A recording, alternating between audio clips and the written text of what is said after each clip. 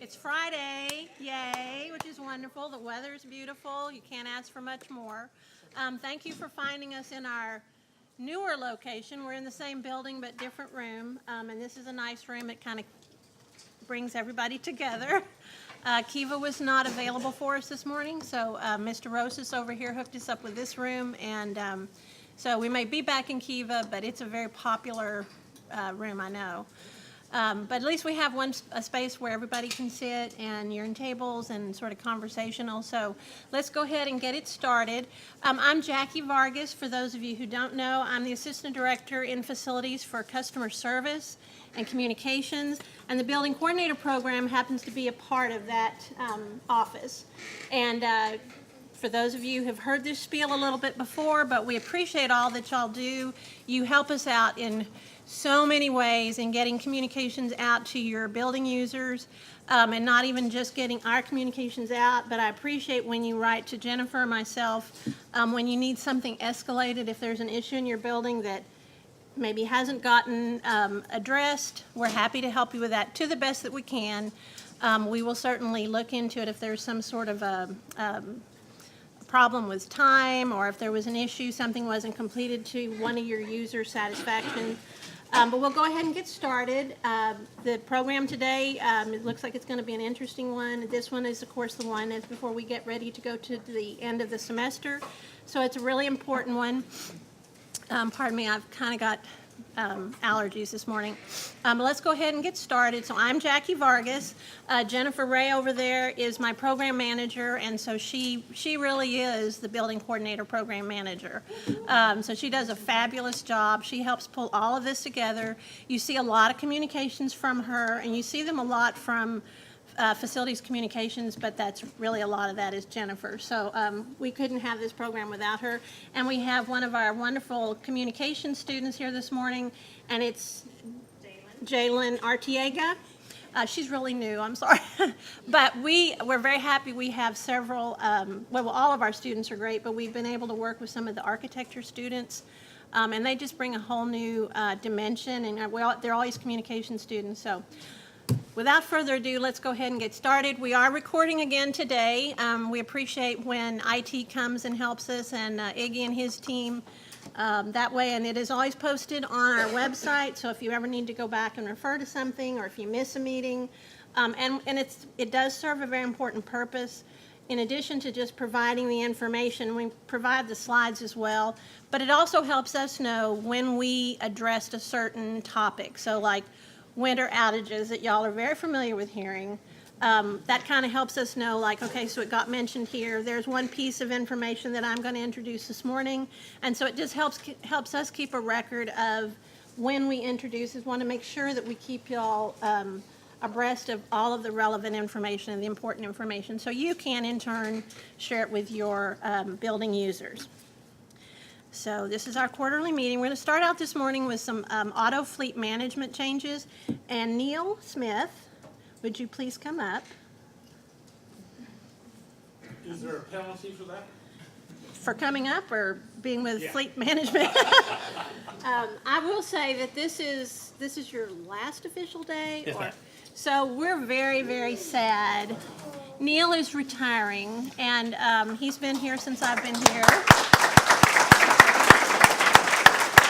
So we got you for our last building coordinator meeting, but he wanted to share some of the information and introduce some of the folks that will be helping y'all in the future until some other changes happen. So. And there's always changes. I've discovered that after 17 years. Nothing stays the same. Good morning. I just realized that I think one of the last meetings that I was attending here was over in the quads. So it's been a while since I have been present. So excuse my absence, if you will. But yes, with the changing of the guard with the fleet and the auto, wanted to introduce the different people that will be taking on some of my responsibilities until they find who's going to replace me. And I don't know if that's going to be an easy hunt or they're going to have to track somebody down. But we've got 3 people that are taking over different portions of my responsibilities. And I think they're all here, so I'll just start out with that right now. Rocky Garcia, who some of you may already be familiar with. Where's Rocky? There he is. He's the auto shop supervisor. He's going to be doing a lot of the legwork on all of the fleet purchases and the titling and the license plates, and doing some coordination with those of you that will need vehicles, carts, licenses at all. Your initial contact will be Rocky as far as getting a vehicle quote, and then it's going to go up the chain from there. But Rocky's going to be the man behind the scenes and boots on the ground as far as getting the information and making sure that it is steered in the right direction. So, you got anything you want to add, Rock? Not at this time, but hello. Look forward to working with all of you in a more direct fashion than the email I send out monthly for the PM service schedule. So I have an open door policy. I'm always available, if not at my desk, by email or cell phone. Okay. Good enough. How, Because you want to introduce Elise and. oh, yeah. Are any of y'all coordinators actually part of the, actually a dual role as far as vehicle custodians? Yeah. Yeah, that's what yeah. I don't know, everybody said, I don't know if I want to say yes or not. All right, the next in line is going to be Elise. Where are you at? There she is. Elise is going to be taking over a lot of the clerical responsibilities that I have for state fleet reporting and compliance. I work real close with risk management as far as your insurance on your vehicles and your carts, and also doing all the state compliance reporting that the state just loves to have done. So Elise is going to be working with information that feeds off of Rocky, and she's going to be doing all of that internal stuff. Any changes or anything of that nature that will be going to fleet will be sent to Elise via email. And then she can respond and assist you with whatever it is that you're inquiring about. But as far as the compliance issues, reporting, the mileage sheets, you know, somebody's left our department and gone to another department, so we need to make that change, or I've got a vehicle I need picked up and got out of. Rocky will start on it, Elise will take it off, and this next young lady I'll be introducing you to will be the other person that will be taking care of all of that. But this is the lady behind the man, so to speak. And actually, there's actually two of them. Wendy, where are you at? There she is. Wendy is going to be taking on all the fueling responsibilities. And she also does some additional sidebar work as it comes up, as far as doing other entries within our famous system. And I do mean that famous. It is. If we're having fuel issues, we have vehicles come in that need to be added to your fleet of fuel vehicles. You have operators that are leaving the university, like myself, for whatever reason, and need to be taken off the list. Or you have vehicles you need to add to your list of authorized fuelers. Wendy will be the person that you will coordinate that with. So she'll be the one to enter it in, make sure they're in the system correctly to where they can access it. And on that part of it, as far as being able to make sure that that particular individual is aware of how to fuel up, we'll be picking on Rocky. So, but between the three of these people, there will be certain interactions that they'll have to work with in order to fill the complete task, but each one's got an individual area to where you've got a single point of contact to go for fuel, single point of contact to go for fleet, and a single point of contact which will be staying with Rocky in the auto shop for anything that, again, requires addition to the vehicles or deletion from the vehicles. Yes, ma'am. I have a question. So then these people are all just vehicles, so we still send our MVR to Ray Anderson? Those just to be approved. over at Risk Management. Yeah, Ray and them are, that's all about your insurance and your accidents. Well, and then approved drivers. Yes, approved drivers. Anyone that's fueling a vehicle should have already been approved to drive, and that always goes through Risk Management. And that part won't change at all. Now, this is all an interim assignment, at least for now, until they find someone to take on the fleet management position.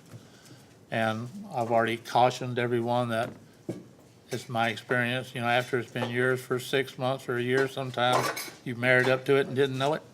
So that tends to be the way it works most of the time. But these will be your 3 contacts for the near future, hopefully before the end of the year. They'll have someone that will come in and reorganize it yet once again, because we do love to reorganize. Almost as much as we love to move from one office to another.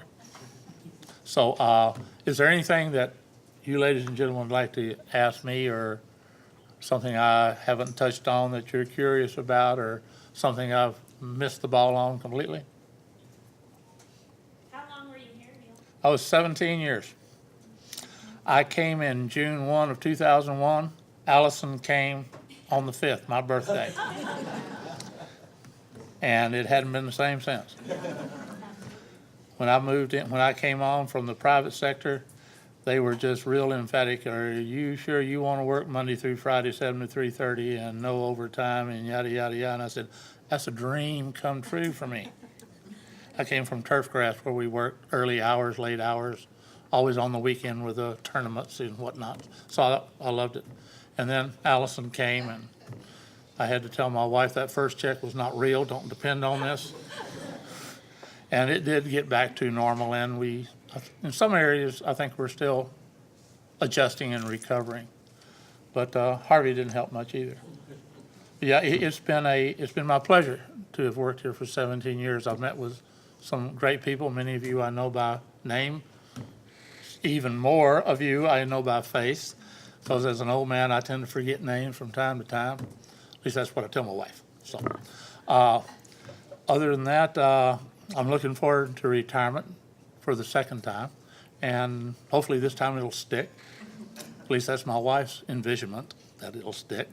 But yeah, university has been a real eye-opener as far as higher ed and what it takes to run literally a small city, because that's what this is. It's nothing less. And the amount of coordination it takes to do this, and from what I've gathered from talking to a couple of individuals just several months back, the coordinator group that you have here is probably the most aggressive and most fulfilled attempt at doing something like this at almost any of the other major universities. This amount of coordination, this amount of detail that's gone into interacting with the buildings and all that. The gentleman a while back said, this is phenomenal. I've been to other universities, and they don't have anything like this in place. They have talks about it, they have envisionments on it, and they've had attempts and, processes in place. But the achievement that has been done here at the university is indeed something that can be benchmarked off of by others, and every one of you guys and gals should be really, really proud of what you have achieved with this. And with that, unless y'all have anything to say, you want to dodge a bullet or give them the wrong email address, or Thank y'all so much. Thank thank you. you. It's all yours, folks. Thank you, Neil. I appreciate it, and I appreciate the things you said about the building coordinators. We started this program, I think, back in 2010, and I look at it now and how much it's grown. And as I said, the success of the program is not just because of what our department does, it's what each of y'all does, what each of y'all brings to the program.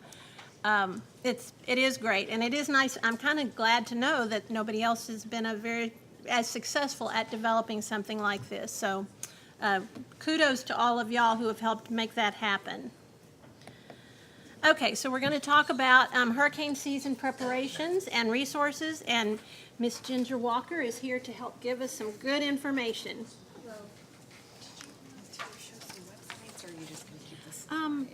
If you have some, you certainly can. We'll have to, I guess. Okay. Well, we can just send it out, because Okay. I think Jennifer's gonna. Hello. Hello, good to see you all again. It's so nice. I actually was looking around the room, and I think Chris and I are really excited to see so many CERT grads in the room. So kudos to you guys. We'll have another one coming up in the fall, so you can sneak in there. I think it's a great addition to building coordinators. Wouldn't you agree? It helps with your, everything you're doing. I know you guys are very excited about being CERT coordinators. CERT grads, so we are too. Anyway, what I wanted to remind everybody is to go to our website, uh.edu/OEM, and we have lots of resources to prepare you for hurricane season. We know we had Harvey. We're not going to have another one of those. So we want you to be prepared. There's no time like today to do that, because everybody's awareness is way more heightened this year than it was in previous years. So now's a good time to get to your staff and say, hey guys, let's look at this hurricane preparedness. Let's get those contact lists ready. Let's do those things to make sure we're prepared. The other thing is, don't forget about your COOP plans. They actually work hand in hand with hurricane season. There's a lot in there that you can put in there, and you can share with your staff, and they can make sure that they have everything they need in the event that we need to use our COOP. And we did. Everybody used one during Harvey, so good for everybody, and you had your contact lists in place. And the last thing I wanted to mention is that we do have a building emergency response plan template. It's actually being worked on as we speak right now. We do have one currently, but it'll be updated soon. And as soon as that's done, we'll kind of send a notice out. But I know Jennifer's going to send all of these links to everybody in the group so that you can be sure to check on that. Do you have any questions for me on the OEM side? Okay, great. Thank you. Thank you. Jennifer and I are both CERT team graduates. It's a wonderful experience. I think it's beneficial, and as building coordinators, if you have the opportunity to participate, if you haven't already, it's great, it's fun, it's educational, and you walk out with some really good emergency training, which can then be shared with your building users. And did everybody, when she referred to the COOP, does everybody know what she's talking about? Okay. That's my baby. Yes, I figured that I want to make sure everybody understood. We have completed ours. So. Everywhere I go, can't you see it? Okay, so that's the Continuity of Operations Planning Program. It's quite large. It's kind of expansive. It's a whole world of its own. But the University of Houston has an overarching University of Houston Continuity of Operations plan.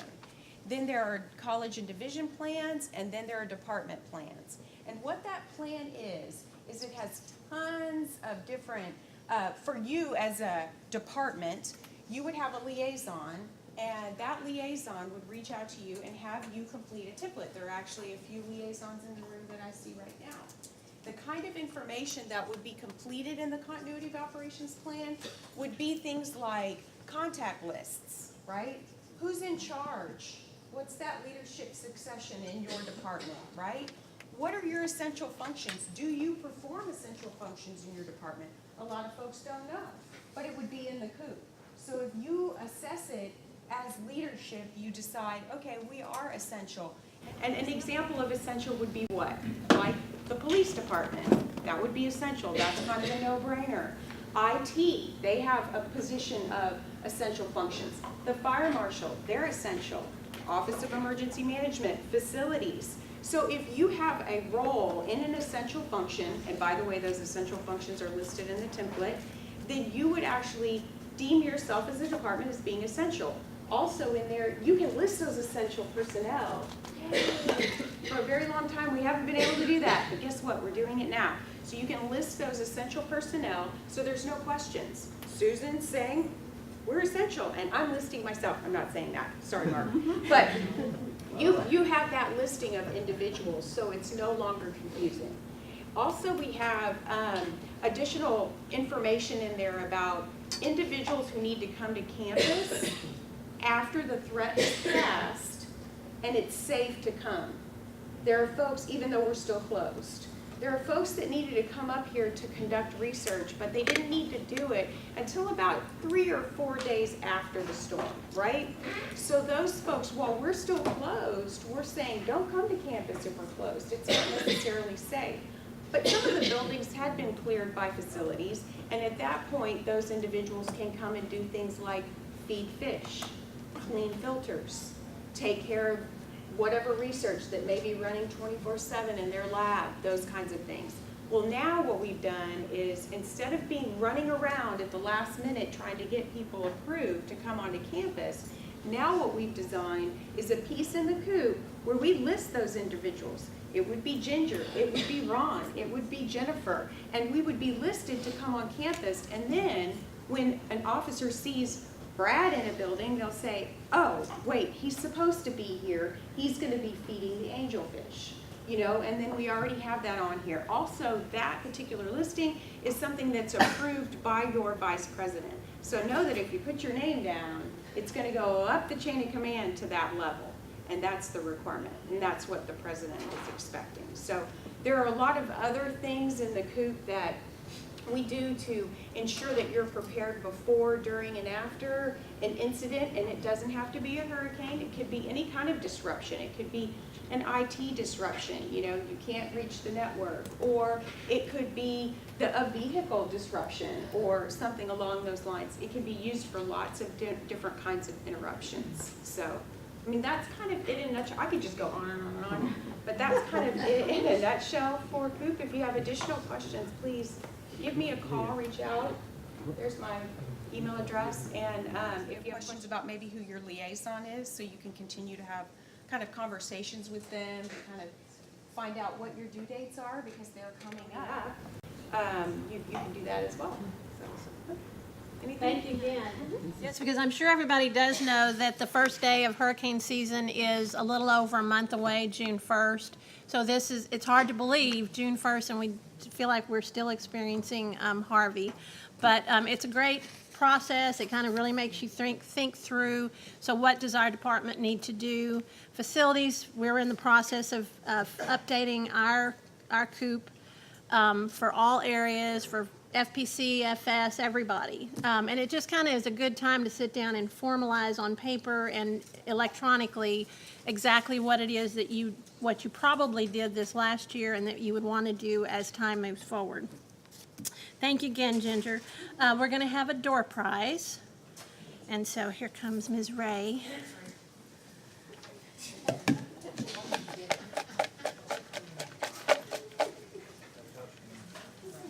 Okay, and did everybody get one of the little tickets when they came in? Okay, the first door prize winner is 32677, 677. Thanks, Wendy.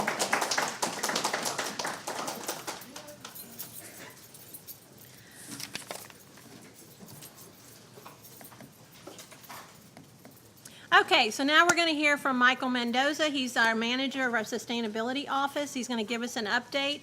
And I don't know if Maria's here, but it's going to be Michael. Awesome. Well, that's great. Michael, come on up.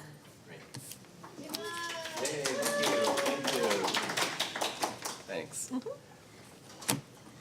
All right, hi everyone. Good morning, thank you. First off the bat, I'm dealing with sinus stuff, so just bear with me if I have to like pause for a moment and collect my thoughts and, you know, remember what I'm doing. So I'm really happy that I'm here today, and since this is the first time that I meet y'all, I have a presentation, but instead what I want to do is just get a sense of how familiar y'all are with our office and the work that we do, and maybe how we can support some of the ideas that you have. So first of all, how many of y'all are familiar with the Office of Sustainability on campus?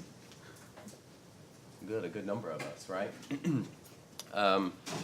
We've been charged with sort of leading and guiding how this campus approaches sustainability and really centralizing all of that information in that effort. So what I want to do right now is just ask all of you if you have ideas for sustainability or things that we may have been working on that we fell short on that you want to bring up and we can talk about right now. Yes. What about, I understand that the recycling is now, it's all together, but I don't think users know that, and it's, we still have, containers that are marked for plastic only and containers that are marked for paper only. Would we be moving towards containers that say everything recycle, or? Sure. So that's a fantastic idea. I think one of the benefits of the single stream is you can have one bin that's a catch-all. But the downfall is that messaging really hasn't been unified. So I'm gonna make a note.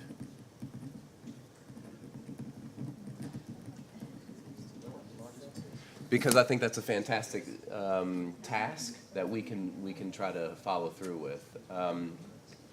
So in that sense, what I would like to ask all of you is if you have recycling in your building that has some sort of signage that doesn't say single stream, reach out to us, let us know, and we'll try to fix it. Cool. Okay, anyone else? I know we've had toner When questions. did that go into effect, single stream? That's a fantastic question. I mean, I've been here for about 2 years, and it's been single stream ever since I've been here. So I don't know when it started. One of the largest recyclers in the campus, we've never heard that in our lives. Okay. So I think more importantly, FYI. more importantly than the signage, how about if I just send a campus-wide message to let people know? Thank you. So full disclosure, I've been here for about 2 years. I was a grad assistant at the Student Center, doing some facility stuff. Yes, thank you. I finished my master's, and then I started this role in November. So I'm actually fairly new to sustainability on campus. And I know y'all have a wealth of knowledge, institutional history, that I don't have. So that's good to know. I will make sure we get that sent. Okay, anything else? Yes. Hey, Mike. So I know there are certain times of year that we get a little more box and cardboard heavy, which might be beginning of academic terms or, I don't know, t-shirt time, whatever. And do you have suggestions on when we have large quantities of recyclable materials? So, yeah, I would say put in a request Anything to, that's free? so I can't make that call. What I can do is I can talk with our waste management team to see if we can work something out. Walk it over to the library? Maybe,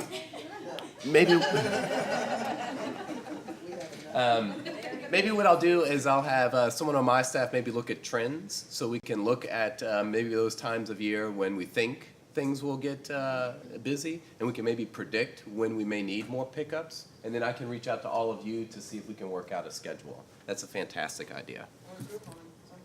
Or a Groupon? So we're collective bargaining now, is that what it is? That's great. Bear with me.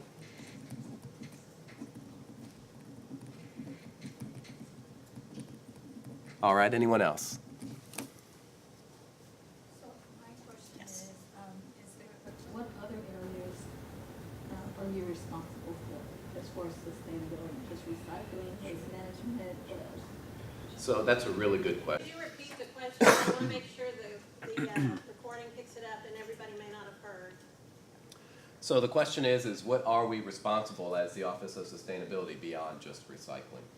And so I'm an honest person. I'll tell you the real answer is nothing. I'm not responsible for anything. It's actually some of you all or the teams that we have on campus that hold the accountability. What we do is just sort of facilitate as the messenger. We want to act as a hub on campus to connect the need to the expert or connect the need to whoever can solve that problem for you. So some of those needs are waste management, but we're also looking at our carbon footprint on campus, and part of that is our building energy use. So we're in the middle of a massive data analysis where we're looking at our campus through several different lenses, and we're trying to determine what our total carbon footprint is. And we're going to report that out. That's something that we report to a national association, and we're benchmarked against other institutions. That is sort of a main role that we serve, is just sort of campus data analysis and how we compare to other campuses. So part of that is, well, hang on, I'll get to that in a second. And then the other thing we do is educational outreach and programming. So things like making sure all the recycling signage is unified, creating that unified message. That's our responsibility. Something that we've been really, really good at in the past is getting the word of sustainability out there to the student body. And we're going to continue to do that. But I think on the infrastructure side for the university is where we've fallen short. So my goal here in this role is really to do that, to connect us as a campus to look how we essentially operate and what can we do to be more sustainable.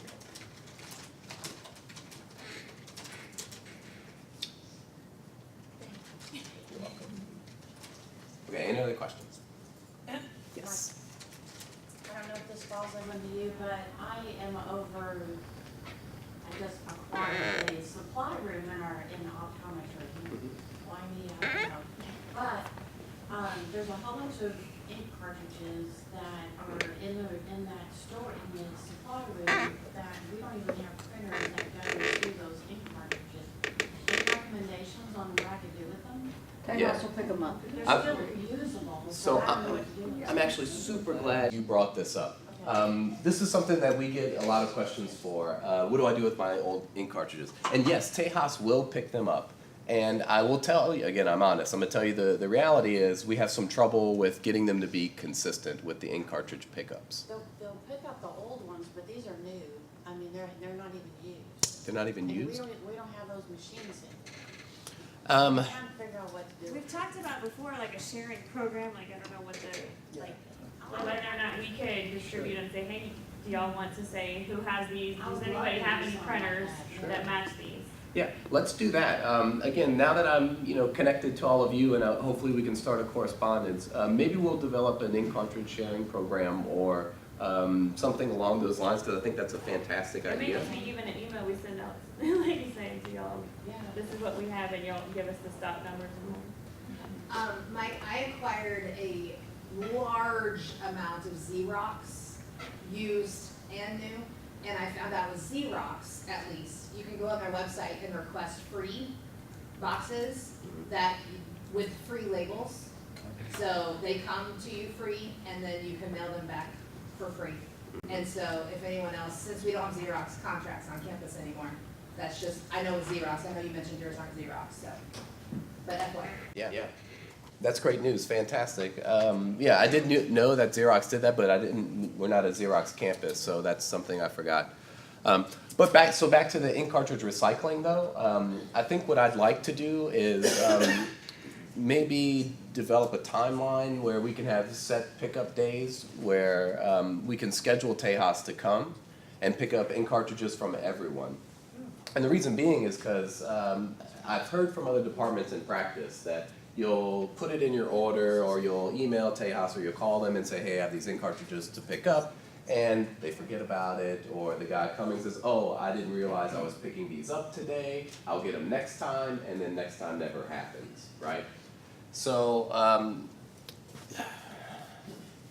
let me think on that to see if there's a way that we could schedule some sort of routine ink cartridge pickups campus-wide. I think that would be, does that seem worth it to y'all? That's a good idea. I was gonna say even like the electronic day, just like just bring them to wherever. If there was one location perhaps where everybody could bring them. Yeah, that's Maybe. great. Just like the electronics recycling, yeah, maybe we'll do an ink cartridge day.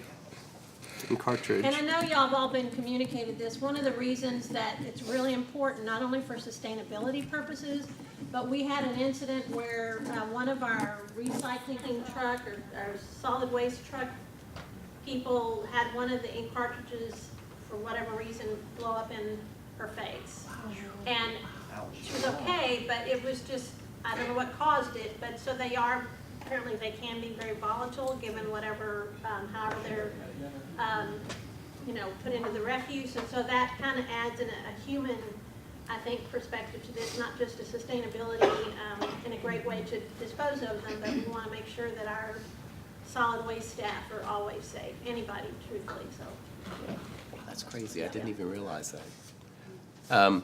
Jennifer, I think that's a fantastic idea. We can definitely do that. We'll coordinate an ink cartridge day, and we'll have everything probably at the Student Center. Just everyone come bring it on that day. We'll work with Tejas to come and pick it up. Fantastic. Okay, anyone else? Just for purposes of knowing what we do, we have a company that comes by, we have to have 3 pallets worth of stuff. We go through ink cartridges like crazy, as you can imagine, the library. But you're probably gonna have to have a pallet and shrink wrap and it'll require a palletized type of situation. Sure. So what we do with our electronics vendor is they come and they realize that. They bring the pallets, they bring the wrap, and they collect it all for us. So I'll see if Tejas is willing to work with us on that, where they would bring the pallets to facilitate that. If not, thank you. We'll take that into consideration to see if that's something we have to do.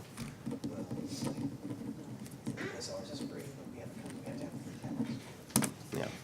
Okay. Anyone else?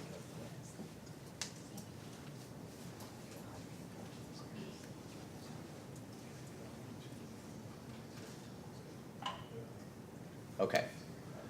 Well, cool. These are great ideas, and these are ways that I would love to support you. So now I'm going to ask you to support us. Something that, here, you know what? Let me see if I can do this little presentation.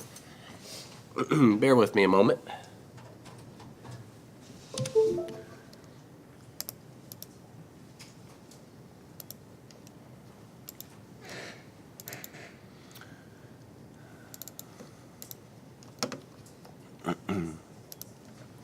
Okay. Yay. This is our mission and vision, if you're familiar with our office. Again, the key is we're trying to act as a hub for sustainability efforts on campus. We're currently in the middle of developing some strategic goals, creating vision and values for what the future of UH sustainability looks like.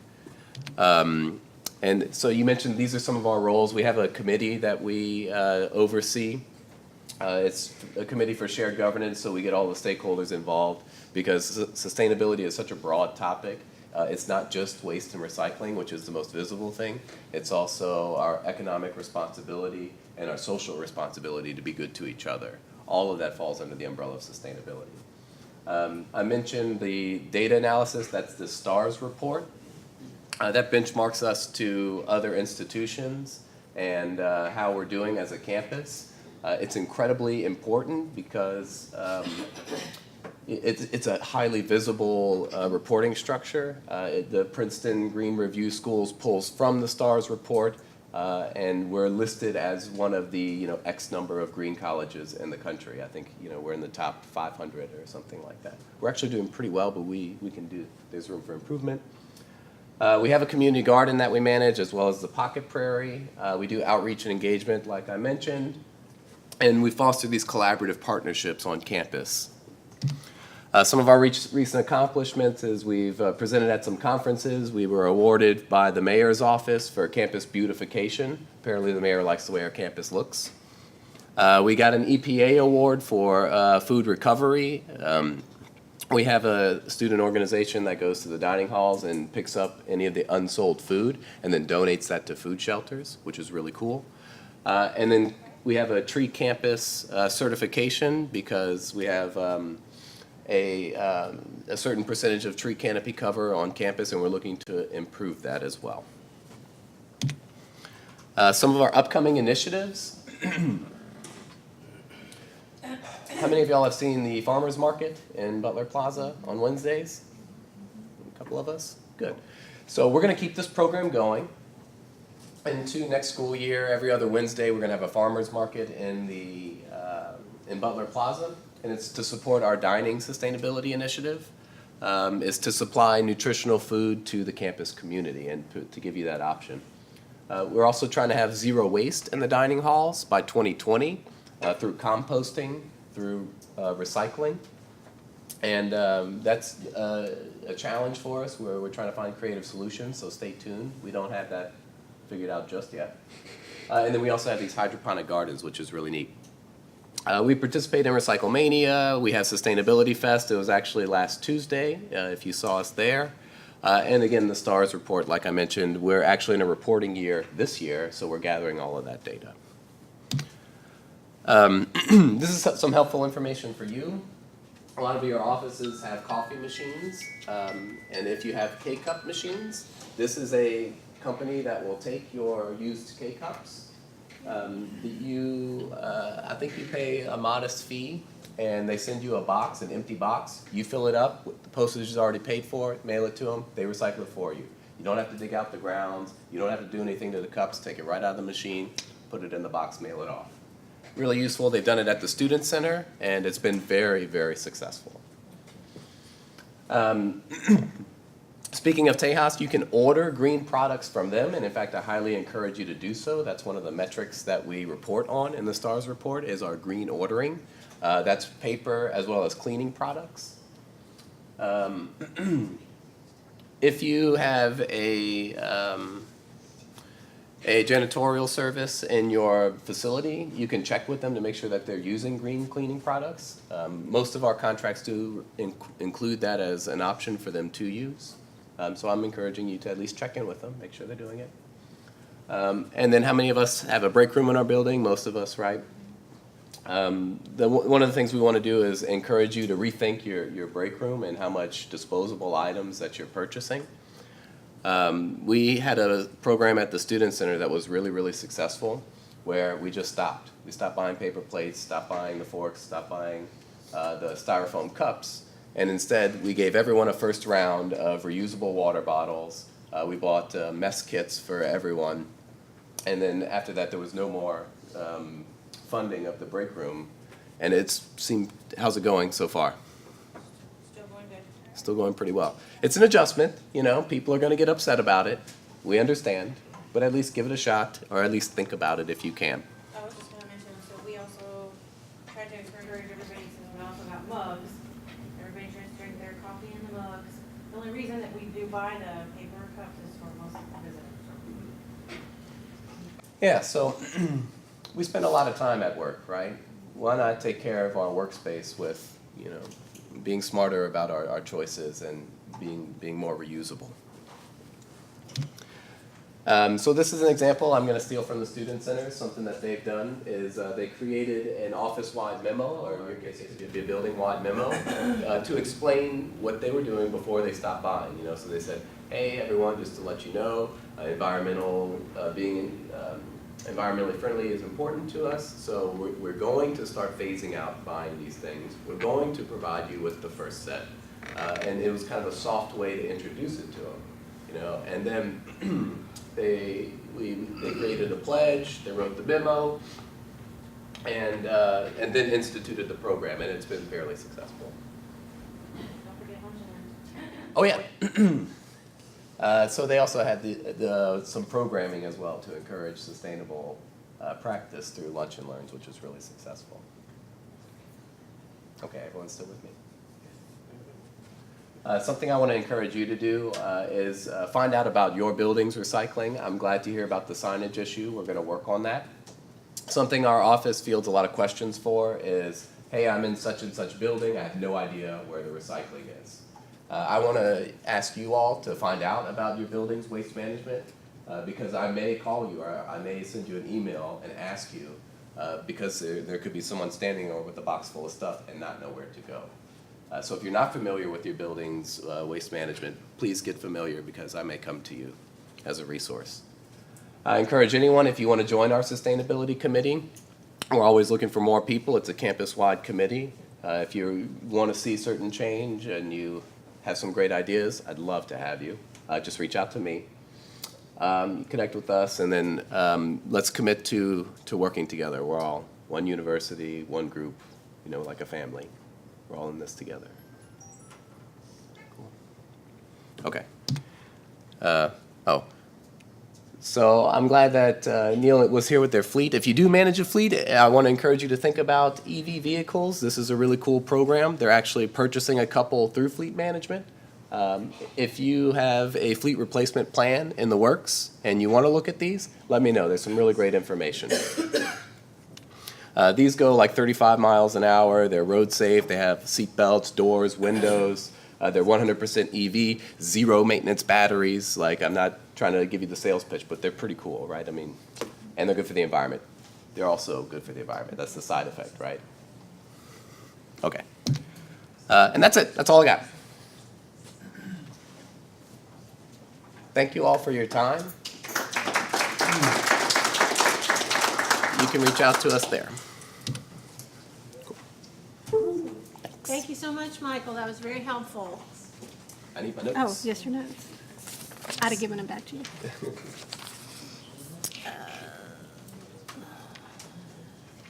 Oh.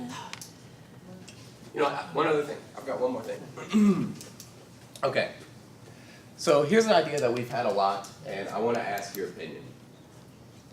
At some other campuses, they do like a lights out challenge. And the way this works is we take a certain period of time where we encourage everyone in their building to limit their energy use. Make sure lights are turned off, or sit in your office with the lights off for an hour, one day, you know, an hour each day during the week to try to conserve energy. And then at the end of the day, we'll look at all of the building's energy use and see who's reduced the least, the most, who's gotten down the lowest, and we'll give you an award. Is that something y'all would be interested in? We already have sensors, so we might win. Oh, I never turn the lights on, so I might. oh, okay. A little healthy competition. And I work in the It's dark. dark. Once a year, we do that with Hilton at the hotel. As a company, they have an initiative for Earth Hour every year. And we put together a card just basically explaining what Earth Hour is and instructing the hotel guests at this time on this day, we encourage you to turn off your lights. And we do it throughout the public space as well in low traffic areas. Okay. So, I'll piggyback off of that and that make it a Okay, so some of you do something similar, some of you think you're already gonna win. Let me do this. I'm gonna commit to develop this type of program for the next school year. We'll call it Cougar Lights Out. How's that sound? Cool? All right, thanks. Thank you so much, Michael. That was really very interesting and very helpful. Okay, so next up is Barry Simmons. He's going to talk to you briefly about the Cougar Substation. He's the senior project manager for this very important project that is being conducted through FPC. Barry? Good morning, everybody. My name's Barry Simmons. I've been with the university for about 7 years. I recently had the Cougar Substation project transferred to me from Dean Ruck. Dean, as y'all may know, retired from the university last month.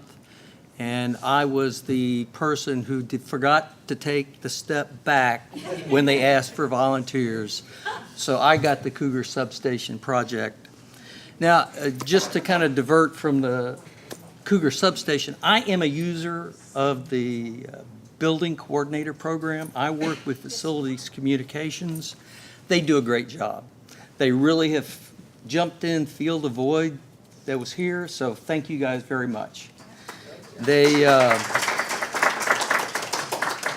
helped me on short notice organize an outage for this Sunday for the campus to help do some work on the Cougar Substation project. So there's a number of buildings that will be affected this weekend. So thank you all very much for stepping in and helping us on such short notice. We're at the last steps of the project. There's only 2 or 3 more major activities left. This outage is one of them, and then the final really major piece is bringing Health 1 and Health 2 onto the Cougar substations, but we still have a lot of work to do with CenterPoint Energy to make that happen, so that is something that's coming up. So that's all I have on the Cougar substation. I'll ask you guys if you have any questions. I'm fortunate today that Carl Callback from our electric shop is here, and he's been a really great help in transitioning this project for me. So thank Carl as well for his efforts. So any questions? So look for a momentary loss of power, no longer called a blip, sometime on Sunday, 7 a.m., 3 p.m., and 11 a.m. So thank you very much. If you got questions. I know I'm on the calls. It was so brief yesterday, I realized I forgot to ask. Real quick, last time this happened, the power outage, there were a couple of IT issues Yes. coming back on. So, is that something that we're aware of for this time? I would like to say yes, but probably no. I will make sure U of HIT is aware of that. Okay, thanks. Sam, are they aware of it? Well, that's the technician department, which is that unfortunately is somebody else. The problem is that some of those closets may have UPSs that are either failed and not been replaced, or you don't have a UPS. Because the problem that occurs is when you transfer from before the blip, or whatever you want to call it, and you have about 2 or 3 seconds without power. Those UPSs are supposed to carry you those 2 or 3 seconds. For us, it was IP addresses changing on our wireless Oh, routers. okay, that's a different issue. Yeah, So- I'll make sure UHIT is aware of that and plan to have somebody in support over on Sunday. Would that be Ron Chance that needs to be, I'm sure he gets the building, our messaging, but is it Ron or? Well, what happens is ITAC will see all of this. ITAC. Yes, and Ron's in ITAC, so, they'll address it. And Yeah, I'll- and ITAC does receive our outage notification, Yes. so. Awesome, good. All right. So thank you very much, Carrie, for the information. I'll make sure that we're prepared for that. And any other questions? Good. I like no questions. Thank you very much. Look forward to working with you guys in the future. Next up, we're gonna, let's see, so we have Ed Mader is gonna talk about another big project that is occurring is the quad housing. One thing I do want to say briefly or quickly is, when I say we thank you for communicating with us as building coordinators, many, many times because someone says, I've got an event, I can't be off that day. Now, sometimes we have to move forward with outages because work has to be done. But when you do speak up and you do let us know that there's an event or there's something going on, at least it's something that can be brought to Carl, to the project managers, because as I recall, several of these were scheduled for, well, they get moved around because we're trying to really be sensitive to your building users' needs. So always continue to let us know, push back. If you're happy with an outage and there's no issues with your building, that's fine. But if there is going to be an issue, let us know, because then we can see what can be done. So the next up is Ed Mader. Is Ed here, or, let's see, pardon me. He didn't show up, okay. So we were going to have Ed Mader. Ed is also an individual who, the quad renovation project had been one of Dean Ruck's. When he retired, then Ed Mader was given that project. If you go out to the Web IT location, there are live cameras on it as they're tearing down the different buildings at the quad. It's an interesting thing to see it occurring, and it happens in front of you. But at any rate, so just so you know that we do have, because Ed also has an outage that's occurring this Sunday. And he moved it around as well because of the buildings, and these are, especially with the multiple building impacts, our project managers do a fabulous job of responding to y'all's needs. And again, sometimes things have to occur, but when there's a little bit of space, I think, where they can move it, then they do. And so having said all of that, so at least you know now that Ed is the project manager for that. We're sorry he couldn't be here this morning. He's probably out on site at the quad doing something. Jennifer is going to do another of our door prizes.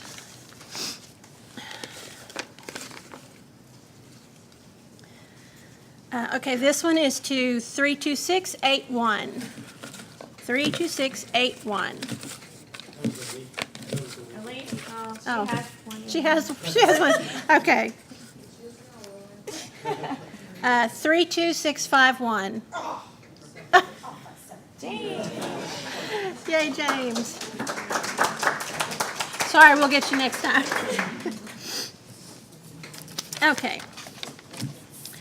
Let's see, so we have Ron Harris here, and I know I've seen Ron. I don't know if Miracle's here or not, but Ron's going to come, and he's going to talk about the electronic access controls.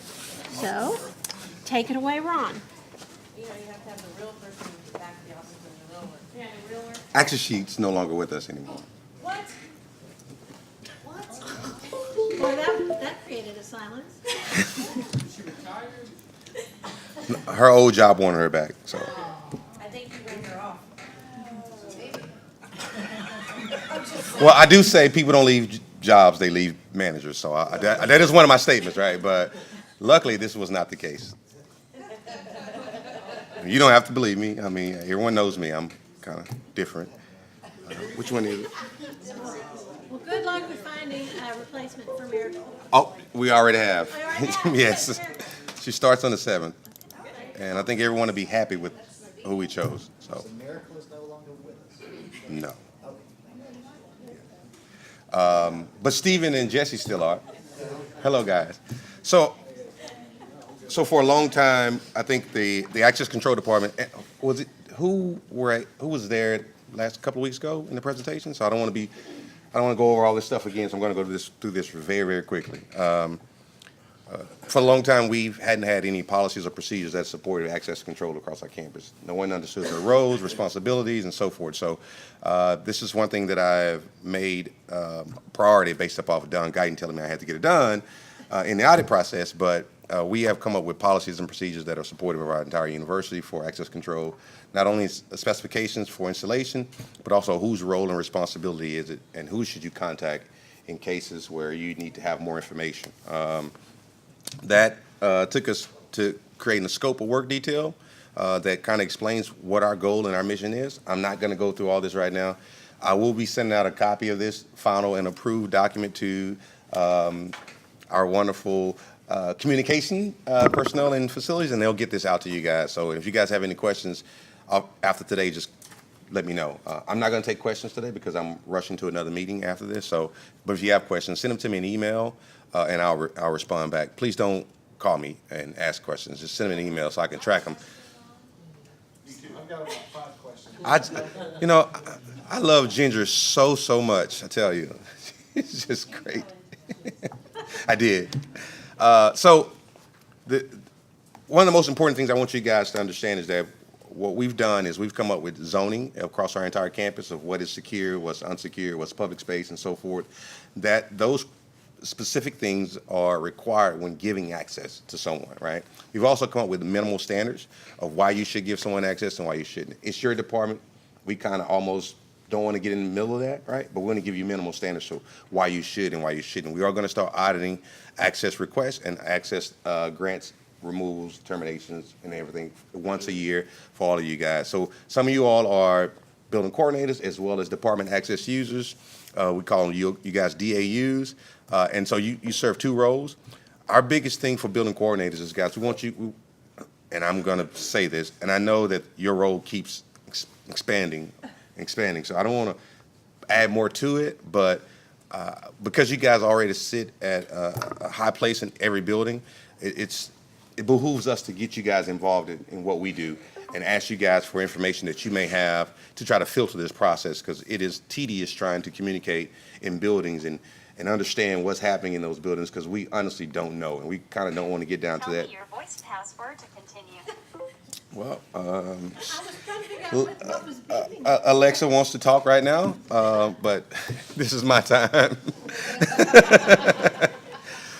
So after hours access and so forth, we're going to be depending on you guys to make those decisions in your buildings, right? So what time after the building closes should you guys be granting access when people moving through your buildings? You guys know this. Now, we have come up with a public hours, which I'm going to get into in just a minute, which I know I'm going to get a lot of flack over once we get through this conversation, but please send it to me in email.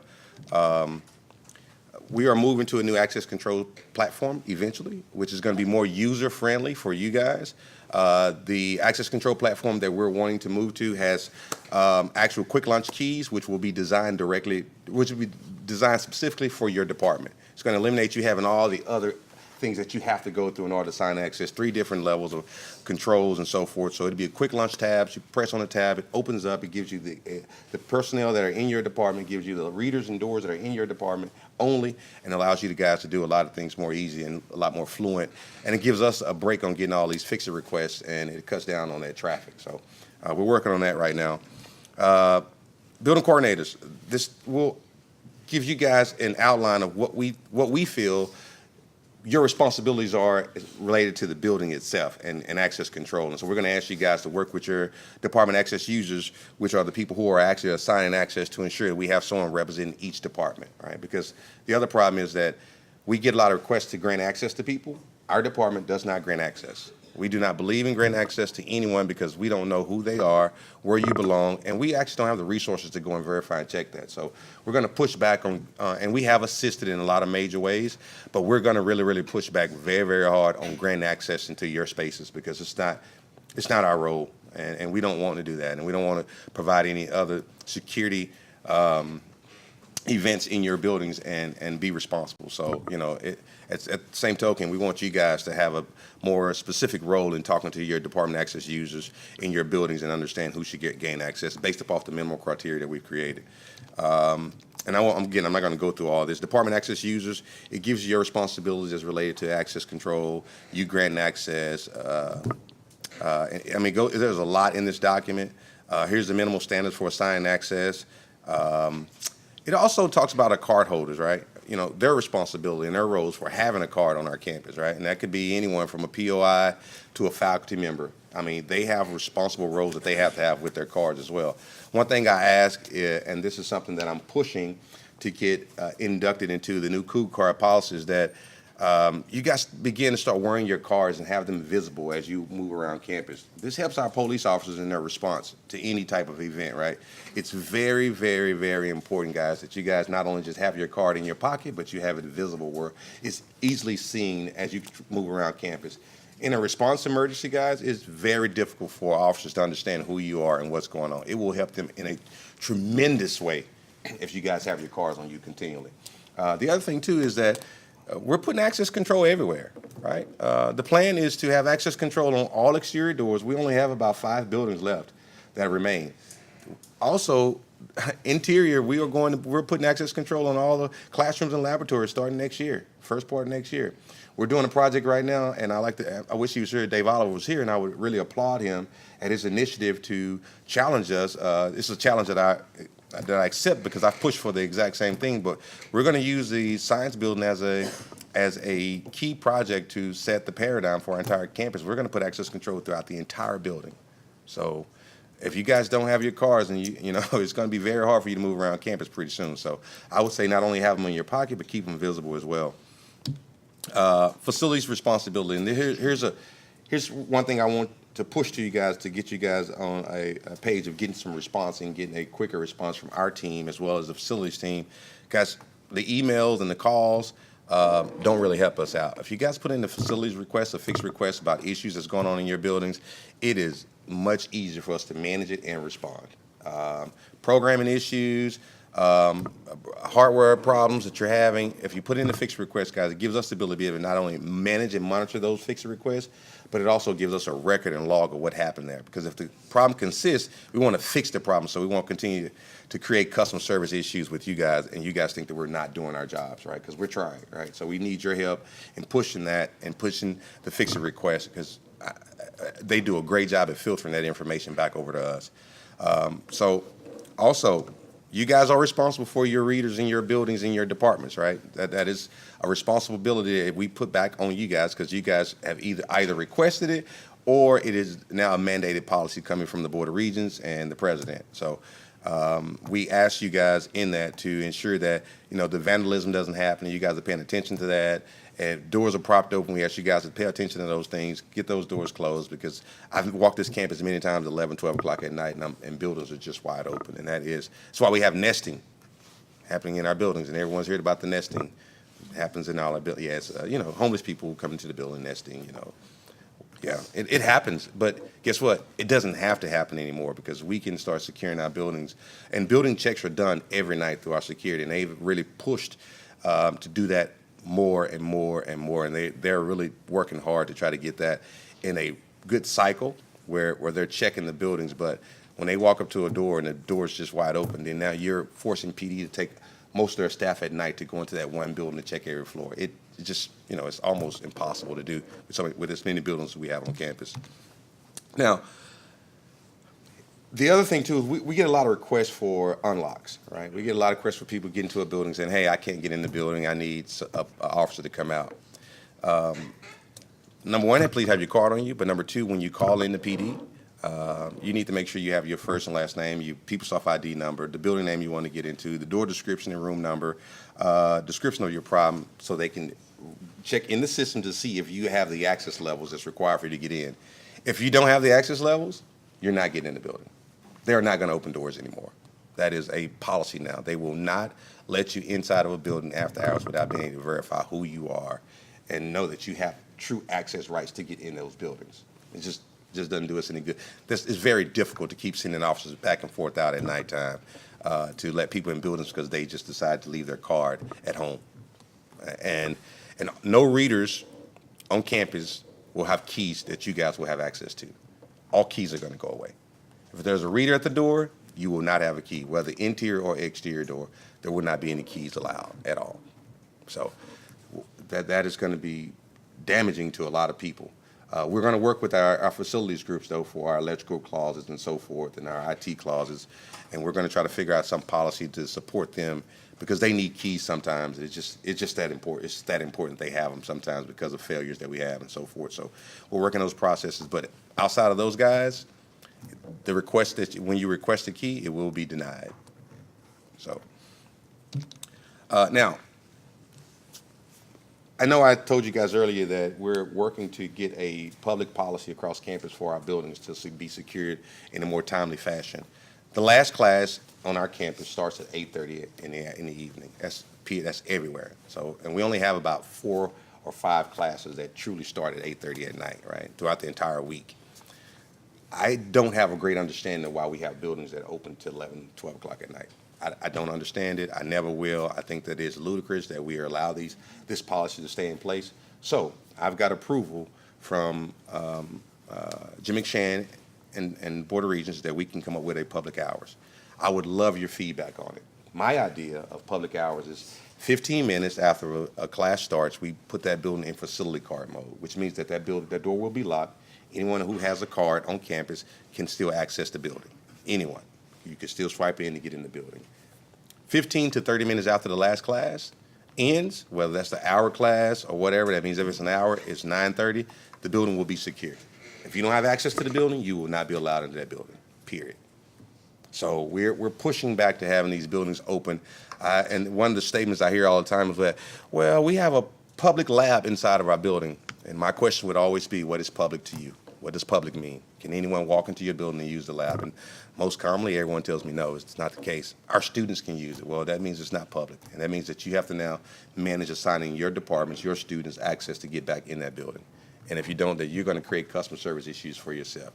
To offset that, to assist you guys, with our new system, we're also going to put in a web-based portal where you can request access immediately, and it comes straight to the department access user, and access can be assigned based upon rules that are set inside this access control system. So when we have these issues, I'm also trying to work to give you the ability to be able to eliminate that issue immediately without causing this huge concern. So I am thinking through this process as we do this, but guys, we have to secure our buildings across this entire campus. And now, the information I just gave on how we plan on securing our buildings, it will only be deviated if it comes from your VP.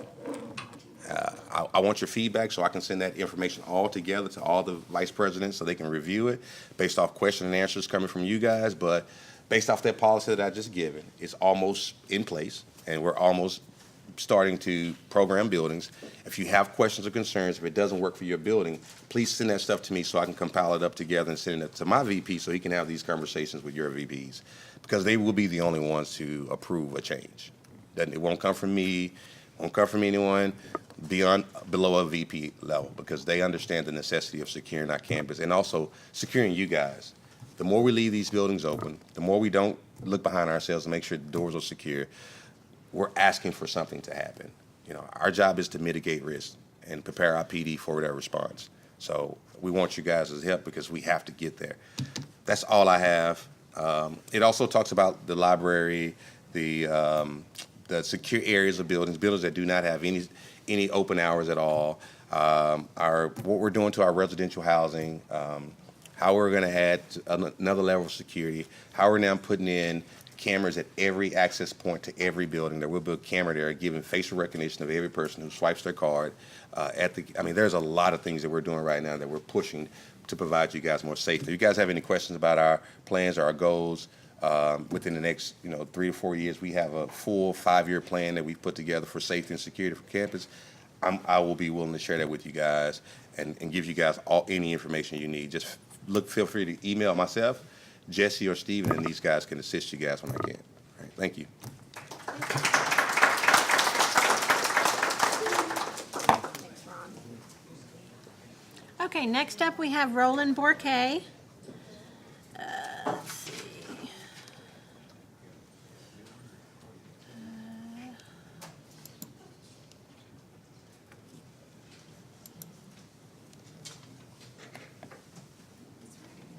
And he's going to talk to you just briefly about the key access services. So we've heard about keyless access, and Roland is our manager of our keyed access services. Good morning. I just want to touch base with you about the key audit that's going on. We're about three and a half weeks into it. You got a little over 2 weeks left to complete it. The last day for completion is May 15th. Right now, we probably have 30 to 40 departments that are completed. As of this morning, we still had 25 departments that haven't even opened it up or started the audit.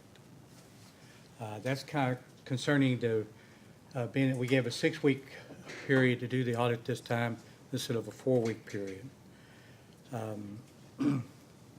So if you are here and you know who your certifying signature is when you get back to your building, if you're not that person already, please touch base with them and ask them if it has been started or when they plan on starting it, and let them know that the end date is May 15th. For some reason or another, all of a sudden this year with the key audit, the biggest question has been why I left my keys in the other department. I swapped them with someone else. Key swapping has not been allowed in the university for about 6 years now. If you're swapping keys, you're in violation of a MAP policy. If you're leaving your keys unattended in the desk drawer for anybody to open up classrooms, that is against MAP policy. We're going to be sending out a newsletter after the audit is completed with the findings and keys returned and so on and so forth. But just keep in mind that you are issued that key and you are the one responsible for that key, not somebody else in another department or whoever you left it with. It's your responsibility to file the police report. If that key is lost, it's your responsibility to return it and clear your key record. So just keep that in mind, please. Lost keys. The audit started April 1st. January 1st to April 1st, we had about 30 lost keys in that period of time. Since April 1st through yesterday morning, we've had an additional 25 keys lost, reported lost, due to the audit. What it's bringing into focus is that people are actually getting keys and never remembering that they ever had the key. We're getting reports of keys being lost last January, and they're just now reporting keys being lost. My question is if they went that long with a lost key, who was securing that room in that building? And why were they ever issued a key in the first place? Because evidently they didn't need it. The security level that Ron was talking about kind of relates to keys. If you have an unsecured room, that's a liability to the department and to the people that's in that room. So be very, very careful, please. Yesterday alone, there were 5 calls made to UHPD for lost keys due to the audit that people never even knew they had the keys. Most of those keys were issued between May of 17 and December of 17. So it was kind of an eye-awakening to know that you picked up a key and you not only lost it, but you don't ever remember picking it up. I mean, what I'm doing is sending out the documentation showing where the keys were picked up with their signature on it. And they said, oh yeah, I guess I did pick up a key, but I guess I don't know where it's at.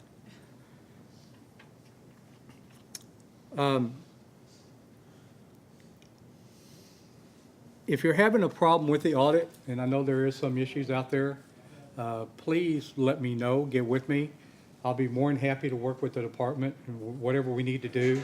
If you need special accommodations, we'll be more than happy to work with each department on a one-on-one basis to try to not only get the audit done, but to work through it and see where we're at. Please remember also that once the audit is complete and it loads, that now becomes that permanent key audit for that individual, for the whole campus. So if you come back next year in the key audit and you tell me that they never had that key and it shows on the 18 key audit, I'm gonna say, well, y'all said it was there. What happened to the key? So that's about all I have, unless you have any questions about the key audit. Rod did mention earlier about the card access and key access. We do not grant access either. I get calls every couple of weeks wanting to know if I can grant somebody access to a building. We don't do that.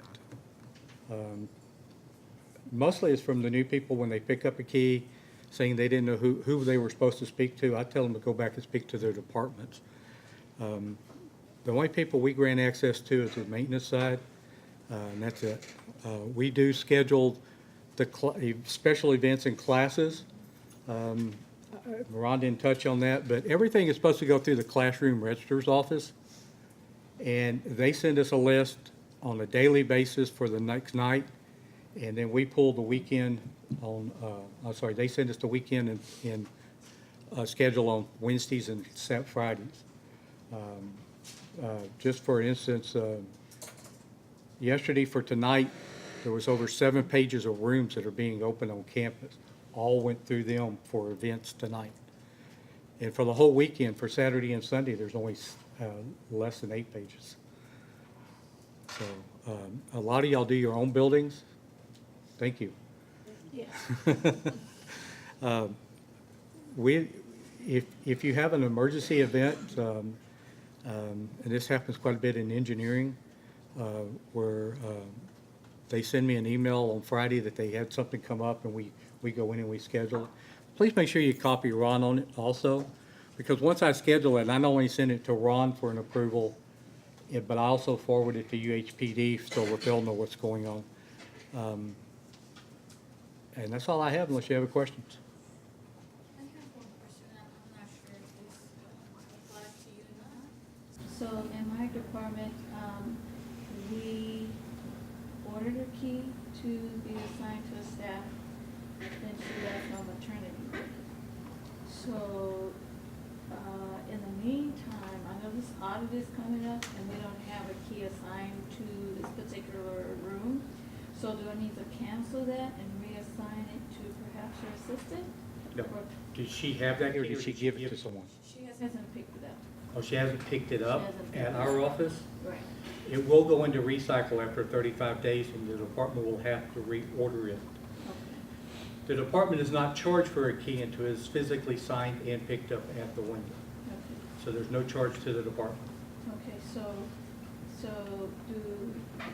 she's on maternity leave, so I know she's gonna be out for some time, at Yes, least ma'am. 12 weeks.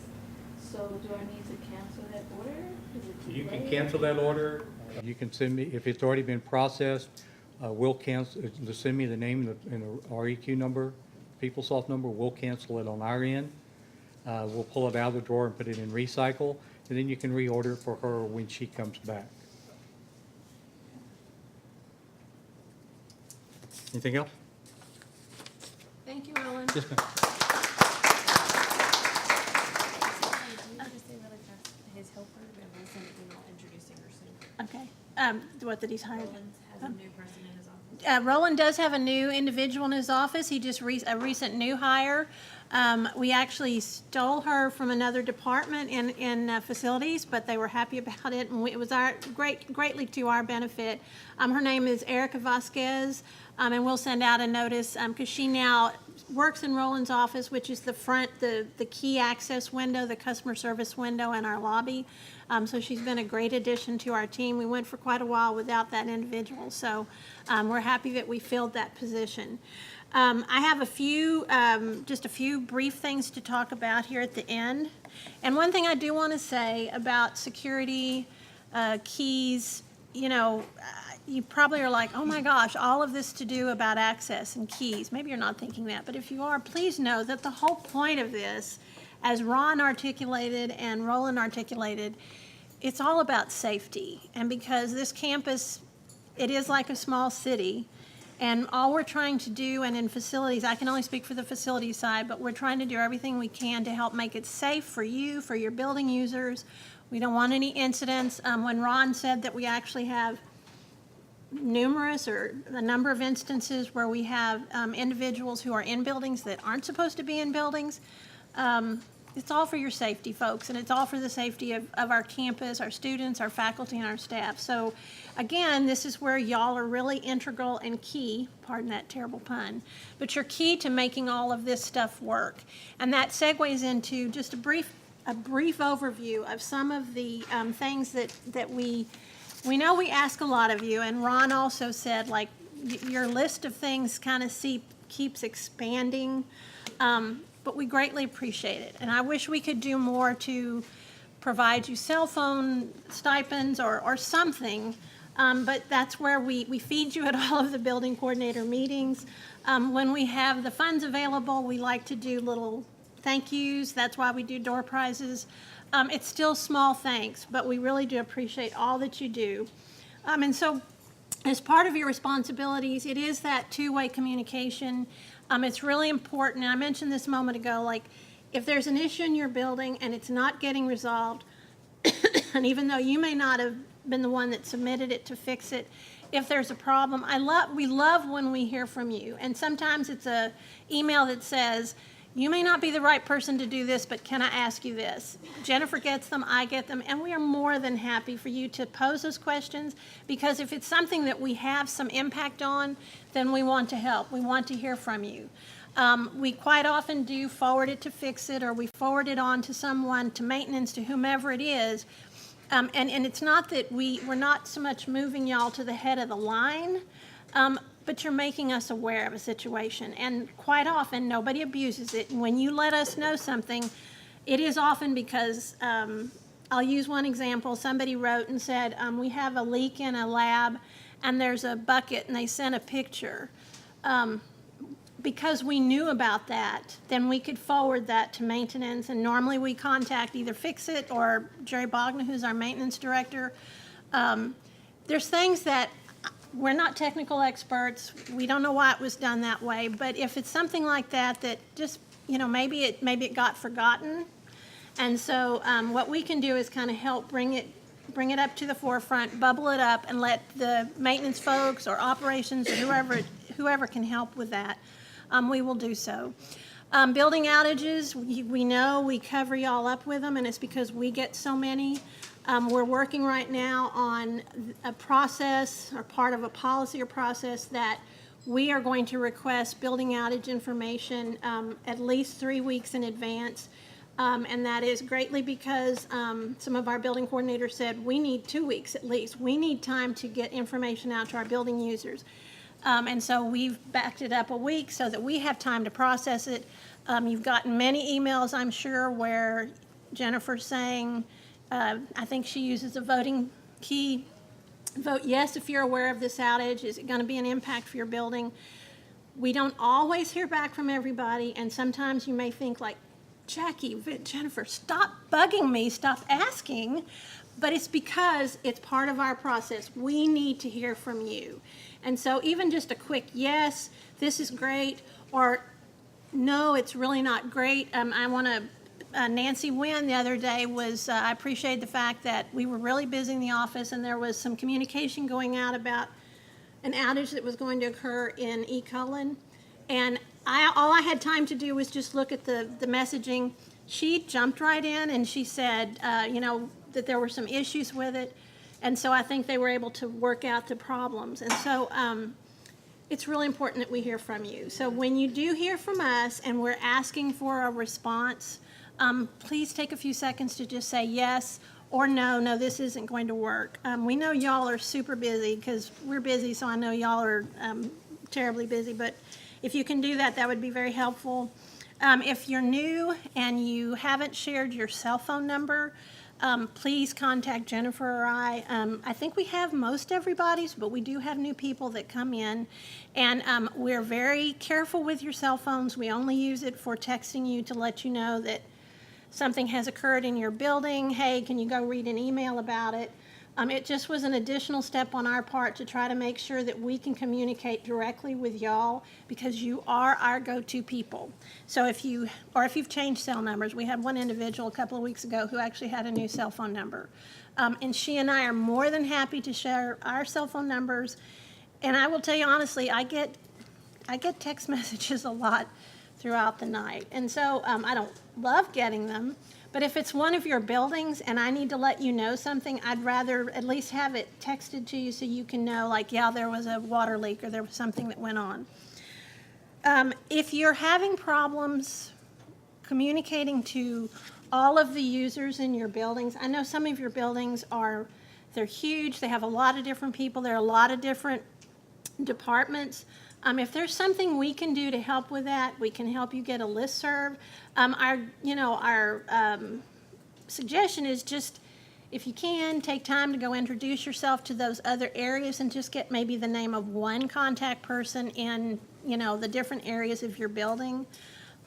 We have a huge building and we have close to 500 employees, and we understand the challenge. And in our building, it's not just all facilities. We also share the building with printing and postal and vestiges of IT. And so it's really important. And so we have a listserv that is sort of everybody else in the general services building. So they know we had a hot water outage that was going to occur this week. You have to kind of just reach out to people. Sometimes signage helps. I know some of our building coordinators will print off the outage notifications. And if your building is okay with it, they'll post it on entrance and exit doors. So I know each of you has been very, very creative with how you communicate to your building folks. We've noticed that we are getting some messages if there's a listserv that's going out to a building, Jennifer and I, our facilities communications has been included, and that just lets us know, okay, so the Hilton has sent it out, and so we know that information is going out, because we just don't want anybody being caught unawares, nor do y'all want anybody in your buildings being caught unawares. That's why we're trying to speed up or lengthen the amount of time that we can get information to you. Because we have gotten some reports from people that they're not, that an outage occurred and they didn't know about it. And so we're not in any way saying, well, that was your fault, but if there's something we can do to help facilitate that. The other thing we do have that if it would be beneficial, so in facilities, we actually have floor plans for every single building, for every single floor. If it would benefit you to get copies of those, we're happy to share them. If you wanted to just have a cheat sheet that, okay, on floor 5, this end of the hallway, so-and-so is the contact. On this end of the hallway, so-and-so is the contact. We're open to helping you in any way we can to help you communicate, again, because we know how busy y'all are. And there are a few buildings, I don't know the exact count, but we do have some buildings that only have one building coordinator. Sometimes somebody has left, and so that leaves a vacancy. To just be one building coordinator for an entire building can be pretty cumbersome or requesting a lot of you. The reason we started the program where we had a primary and a secondary was so that you always had a backup. And we communicate regularly with both building coordinators because we never know who's in or who isn't. And so a great example sitting right in front of me is Susan and Mark for MDA for the library. We regularly communicate to both of them just because I know that they have a huge building, you have a lot of different people in the building, and so if someone else is too busy to get a message out, we know that it's getting covered. Anna and Lynn, so I mean, it's very beneficial to have two. If you happen to know that your building only is yourself and you need another one, Please let us know if there's anything we can do to help. We can reach out to the dean. But if you want to add some people to it, please let us know. We do also have the BC Partner Listserv. So a lot of it, we still always just have a primary and a secondary building coordinator. But each of you has key individuals who also want to be kept aware of what's going on in their building or buildings. And so if there's other individuals, we can't ever add any, but because we tried for a while having like tertiary building coordinators, and that didn't work. We just have a primary and a secondary. But if you want to add 5 names, 10 names, whatever, to the BC Partners Listserv, because there are key people, maybe deans or associate deans who want to be kept appraised of kind of what's coming, we're happy to do that. So we have a lot of communication vehicles that we would be happy to help you with. Now that finishes all of kind of the responsibilities. Does anybody have any questions? I have one really important thing to tell you about. That's going to be last. Does anybody have any questions about responsibilities or issues? And if you don't today, please feel free to contact us, because we're always more than happy to help. So the last thing I wanted to talk to you about is, so facilities has a billing rate, a chart of billing rates, hourly billing rates that we use for the various shops. And I was asked to kind of let y'all know that it's been 5 years since those rates were reviewed and assessed and gauged. How accurate are they? How beneficial are they? Come on, Jackie, just get So this will just remember, okay, so we haven't looked at them for 5 years. My boss is going to owe me big time. I said, I'll do this. I'll tell y'all. Remember, it will only impact billable work orders, so most E&G spaces may not be impacted. Rates will increase. So as soon as the rates are going to increase, and we are telling you about it now, and we have one more building coordinator meeting in July. The rates will become effective September 1st. As soon as it is determined what those rates are going to be, we will get it communicated. Y'all will be Jennifer and I will be told what the rates are, and y'all will be the next group that is going to know what that is. So the rate should become effective September 1, and this is all subject to approval, but we wanted to make sure that we got this information out to you. And again, it is only for billable work requests, but we don't want to spring it on you at the last minute. We're not making any money off of it, so don't hate me. Don't hate the messenger. Yeah. Where? Well, we'll have it published we'll have it on the website, and we'll probably send it as a separate communication to y'all, email, so we'll have it in as many places as we can, and I'm pushing on it to get it as soon as possible. I think it's just still in draft form. It hasn't been approved.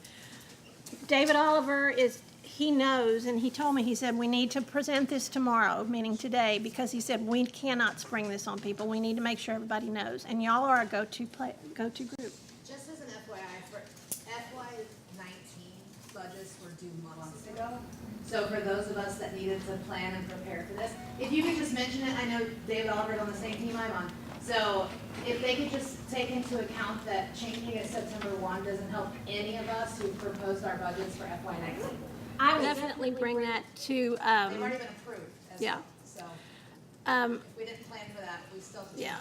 And I don't know that it's going to, I will say, I don't know that it's going to be, any increase is an increase. And everybody's budget is different. So I can't stand up here and say, well, it's not going to be much, because it could be a lot. Right. For those of us that are highly billable, it could be a lot. It could be a lot. SLAs in that as well. So if we have an SLA with facilities, I'm wondering how that impacts, because we've not signed those new SLAs yet. For the next fiscal year. And it's unfortunate that Elise wasn't able to stay, because Elise Gulick, who stood up here, she is also the SLA, she is our SLA manager. So again, this is a courtesy to let y'all know. Like I said, I'm going to go tell and I have proof. I'll have to tell my boss, like, okay, so But nobody threw anything at me. You do have stress balls. I don't think they hurt. Again, just that's how important y'all are to us, that we know you are the communications folks.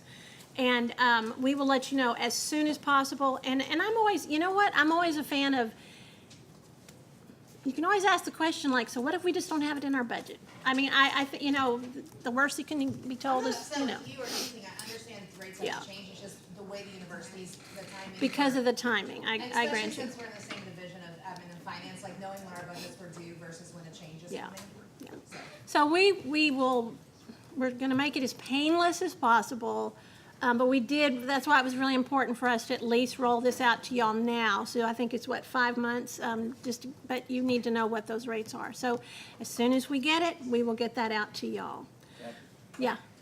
Just one comment, and I'm for it, you know, charges should be made, and that's fine. But just consider, like, sometimes the minimum cost of doing something and the hours add up for ridiculous things, like if you want a cabinet key, it's like $50. And I want to throw in here, I think that's something, we actually had an individual who wrote us about an elevator key retrieval. We have not had a chance to bring it up to whomever it is we need to bring it up to. When I say, I mean, so Jennifer and I will take it to sort of the next level. If there's things like that, I actually had a question that was brought up to me by someone in another building that was having some painting done. I'm like, let me know. I will go to the mat for you and ask questions and push.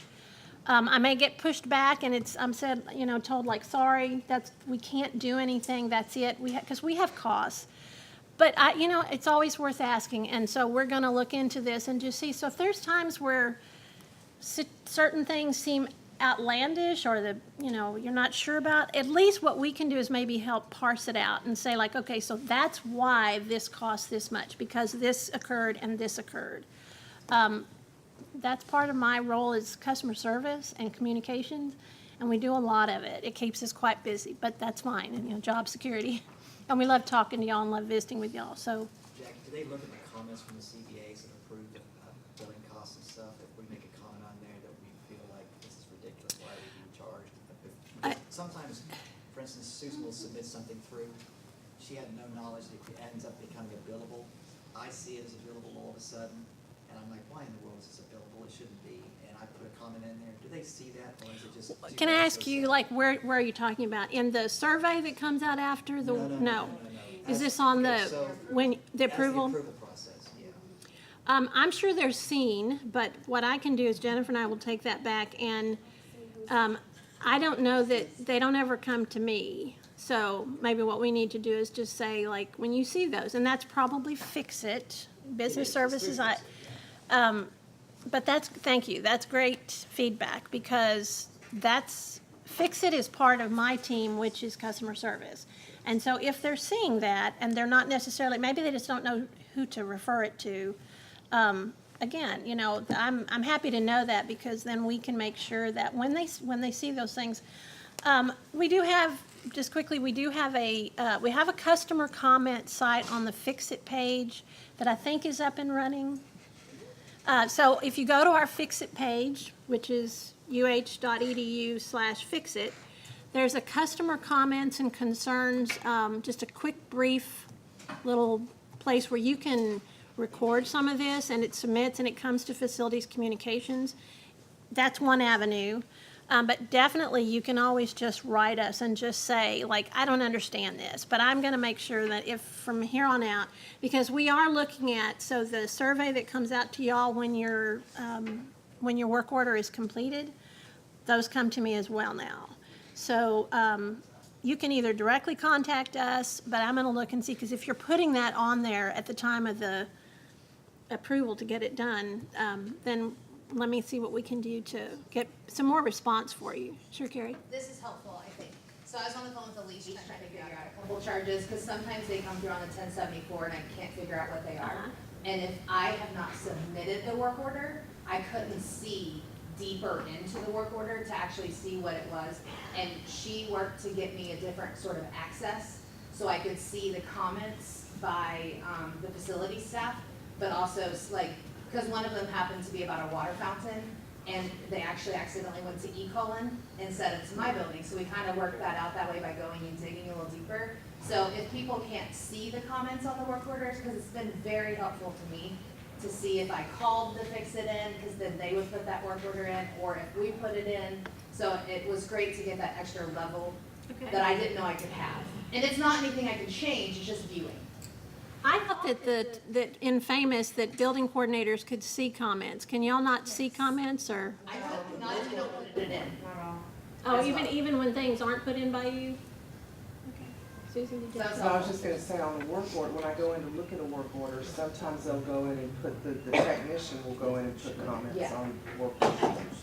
And I know a challenge for Fix-It is sometimes the technicians, don't, they have all these comment areas and they don't necessarily use them, but these are all works in progress. We're trying to help the technicians feel more comfortable with, sometimes just jot, it doesn't have to be a beautiful paragraph, it's just put in a few points or something. So we also, at some point, y'all may be receiving our Fix-It hang tag. Fix-It receipt. It's something that we're creating to try to help with communication. It's a little 3x6, like a hang tag. So when a technician, we're piloting it. It's going to be piloted with maintenance, correct? I think with maintenance. It's kind of the old leave behind, but it's an effort to try to, so when I'm a technician and I come into your office and I've done something, or your residence hall room, it can either be hung on a door, like in the residence halls, or on your office door, and it will have key information like which shop was in, who the technician is, their phone number, when they were there, what they did. If they're having, so like if they came, they did something, but I've got to go back to the shop because I need more supplies, to try to help open the door to getting some more communication to y'all. It's just something we're piloting. It has to do with a result from a customer service survey that we did last year. And communications, for as hard as Jennifer and I work to communicate, we're not the only communicators. And so we're doing everything we can. And this is just one of the things, you'll start to see them. They're little white, and I think they have, it's black and white, maybe red, I don't remember, but it's a Fix-It receipt or Fix-It hang tag. So hopefully you'll start to see some of those. So. We were talking about doing the surveys. Please do the surveys at the Yes. end, because now you are getting them. Yes. Like, we're getting them. Yeah. So when you do get your, that last email that, hey, your work order is completed, and it directs you to a link to a survey, please submit it. We don't get the greatest response rate, but we get some really good comments. We get some positive comments, and we'll see ones where, just the other day I saw one where somebody said, completed? This isn't completed. I don't get this. You're saying it is, I'm saying it's not. But that's what we can follow up on. And so we're trying lots of different avenues to try to help y'all communicate with us, but to help us, not just Jennifer and myself, but kind of everybody who, we have troops out on campus 24/7. And so we want to help make that communications smoother, cleaner, clearer, and more effective for y'all. So I think that's everything. I don't have anything else. As soon as we know more information about, do we have one more door prize? Yeah. As soon as we have that information on the billing rates, folks, we will get it out to you. So we have one more door prize. Is it over there? Okay. So the last one for the day is 32676. 76. Is that person still here? Oh, okay, awesome. Thank y'all. Thank y'all for coming. We'll see you, I think it's July 27th. Or sometime around there. Have a good weekend, everyone.